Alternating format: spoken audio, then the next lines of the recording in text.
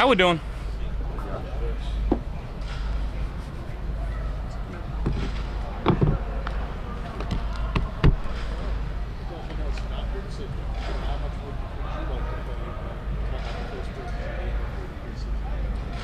I mean, I'd love to play. I couldn't tell you how long or how many drives or what's the case there, but to get out there and get a good feeling and a good sense of the game and get a good sense of the guys around me, I feel like that's important to do. So whether that's game 1, 2, or 3, whatever it is, going into the game with the mindset of I am playing no matter what, and whether I do or not, that's up to Coach Brady.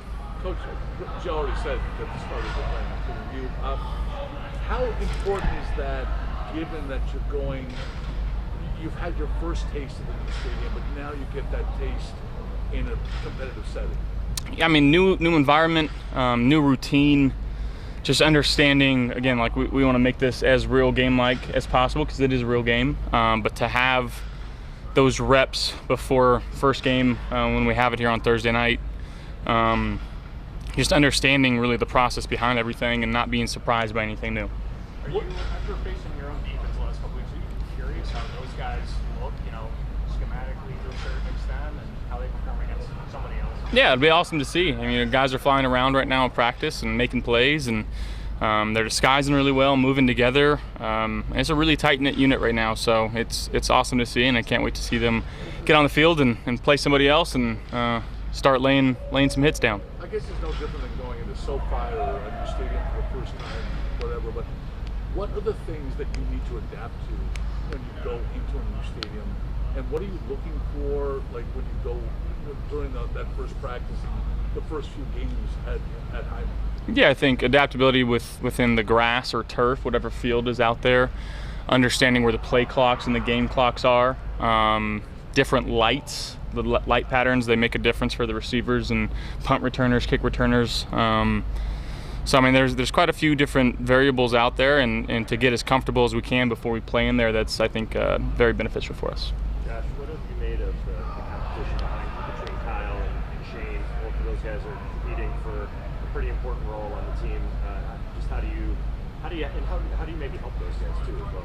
Yeah, I mean, I think it's a very good group. Obviously, I've been with Shane and Kyle for quite some time now. I know Kyle had gone away to a couple teams, but it's a room that we've all been in together. We're obviously very good friends, do a lot of hanging out outside the facility, and the nature of the business is, you have to compete sometimes with good friends, and they're going out there, they're spinning it, they're making really good, quick decisions, and ultimately come preseason time, come game time, that it'll be resolved. I got no say in it, but the best thing I can do is give them, whatever I'm thinking, what I see, and trying to help them, which again, I think a lot of the times they're helping me too. So I'm not going to sit here and say I've got the answers, because honestly, like they've been around a lot of good offense.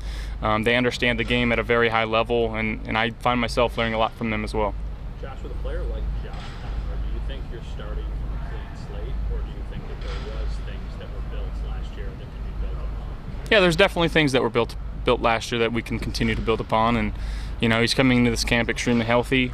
He's running well and making some plays for us and understanding the offense and meshing really well with the guys that we got in that room.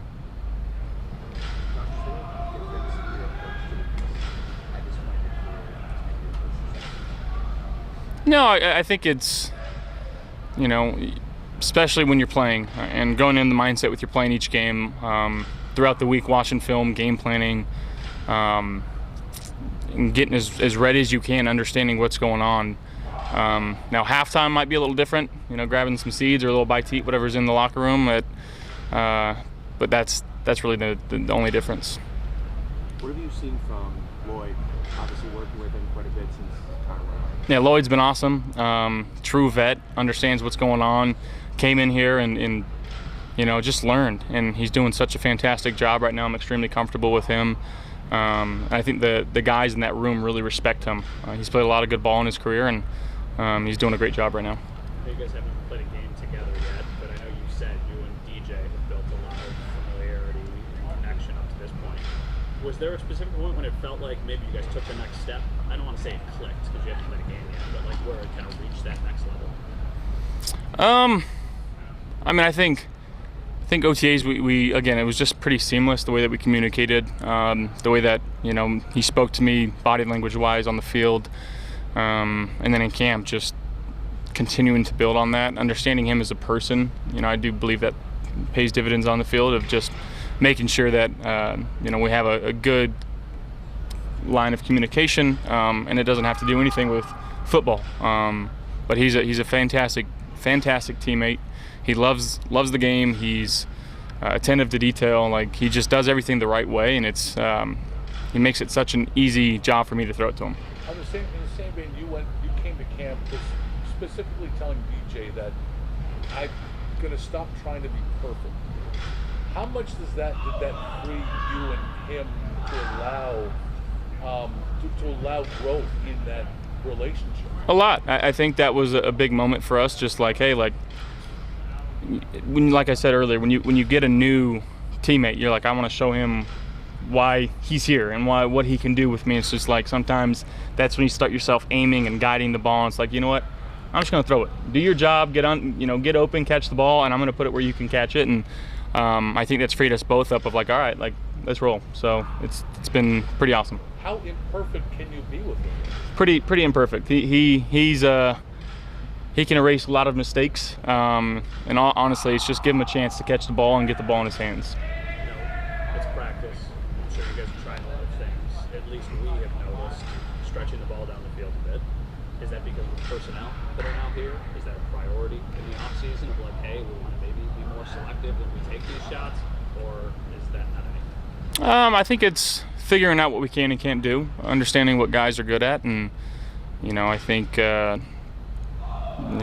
not going to go into the season emphasizing we need to push the ball downfield. We're going to push the ball if it's there, but definitely putting ourselves in positions where we can take those opportunities when they're there. So that's just kind of been a product of what we're calling, what the defense has given us, and feeling good about the deep ball right now, and just got to keep trusting it. Josh, did you think last year that was an area you guys could have been better at, maybe? Yeah, absolutely. And honestly, a lot of it was to do with me and mechanically the ball where it was coming out and putting it in better spots for receivers to go make plays. And but I think the more that we throw them, the more comfortable we are, and the more you can find out about how to throw those types of balls. And every receiver's got a little different nuance to them when they're running those, and understanding who you're throwing to is a big part of that. So we've been getting a lot of reps, and it's been great. Drew said they're going to try Carmichael both upstairs and downstairs. As a quarterback, does it matter to you? Not necessarily. Most of the conversations that you're having on the sideline are with the quarterback coach anyways. So, OC, I just want to say too, Pete Carmichael is freaking awesome. I love the guy. He's been great for our room. The energy that he brings each and every day, the wisdom that he brings, it's been awesome to be around him. Obviously, he was just at Drew Brees Hall of Fame acceptance, and I know that was a big moment for him because I think he had a lot to do. Not a lot to do with it. Obviously, it's Drew Brees, but he played a part in that too. And that's to have somebody who's been around greatness like that is awesome in the room. You've been going against the same guys over and over and over again. I'm curious, there's a lot of familiar faces on that side of the ball. Did anybody stand out?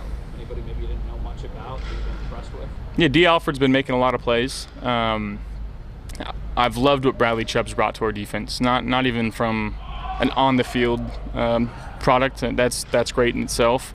But the way that he's kind of brought in the defense and gotten everybody to get like this, and it's awesome. It's awesome to see that. That's why you bring a guy like him in, the veteran leadership that he shows, the way that he communicates with different teammates. He's been a great addition for us, and I'm very, very excited to have him on our team. It looks like Josh Palmer's really practice.